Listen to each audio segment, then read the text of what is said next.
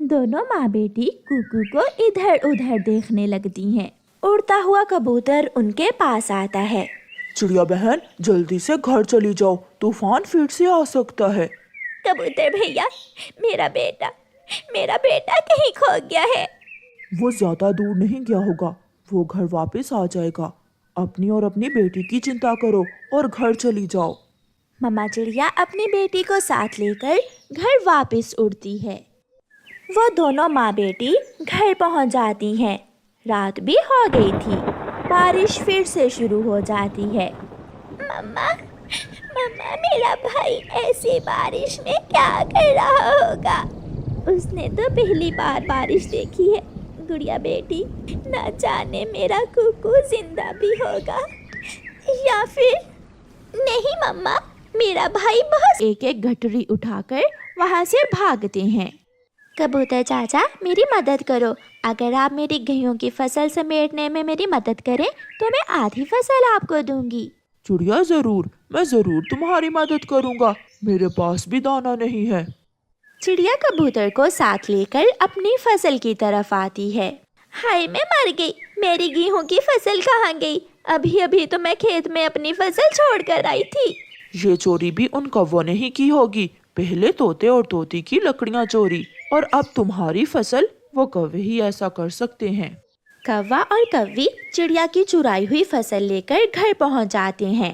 कालू जी, अगर चिड़िया यहाँ आ गई तो हम पकड़े जाएंगे। क्यों ना हम ये गेहूं की फसल लेकर तुम्हारे मामा जी के घर चले जाएं और गेहूं की फसल से दाना निकाल कर तुम्हारे मामा जी के घर में ही छुपा दें। ये रो रो कर बात कर रहा था कि चिड़िया कौवे की मक्कारी को समझ ही नहीं पाती और कहती है, कौवे भैया, अगर आप मुश्किल में हैं तो मैं ज़रूर आपकी मदद करूंगी। आप मेरे साथ मेरे घर चलें, मैं आपको दाना भी दूंगी और छत भी। कौवा खुश हो जाता है और चिड़िया के साथ उसके घर चला जाता है। मम्मा, ये कौवा कौन है? गुड़िया बेटी, ये आपके मामा कौवे हैं। आज से ये मेरे भाई और आपके मामा जी हैं।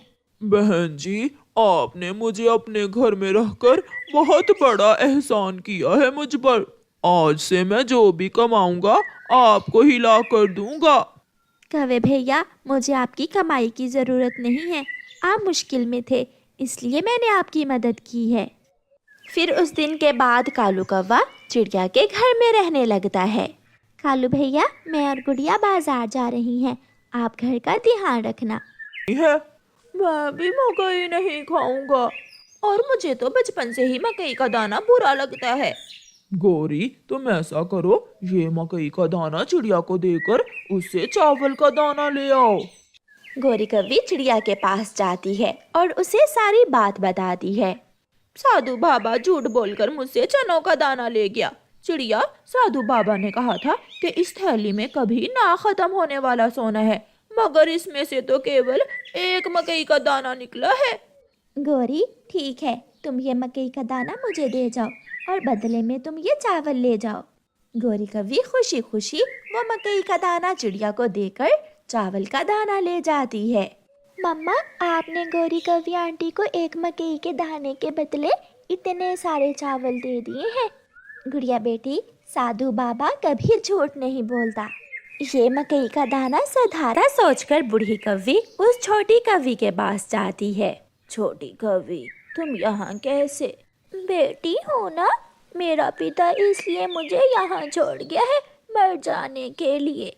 ये सुनकर बूढ़ी कौवी को उस छोटी कौवी पर बहुत दया आती है और वो उसे अपने साथ अपने घर ले जाती है। आज से तुम मेरी बेटी हो और तुम्हारा नाम है बहादुर बेटी। मैं पालन पोषण करूंगी तुम्हारा, मैं दाना दूंगी तुम्हें। क्या मैं आपको माँ कह दिया करूं? हाँ बेटी, आज से मैं तुम्हारी माँ हूँ। बस उस दिन से वो छोटी कौवी उस बूढ़ी कौवी के पास रहने लगी। कालू कौवा और गोरी कौवी आहिस्ता आहिस्ता सब भूल जाते हैं। वो भूल जाते हैं कि उनकी एक फूल सी बेटी भी थी। वो तो सारा ध्यान अपने बेटे जग्गू के पालन पोषण पर लगा।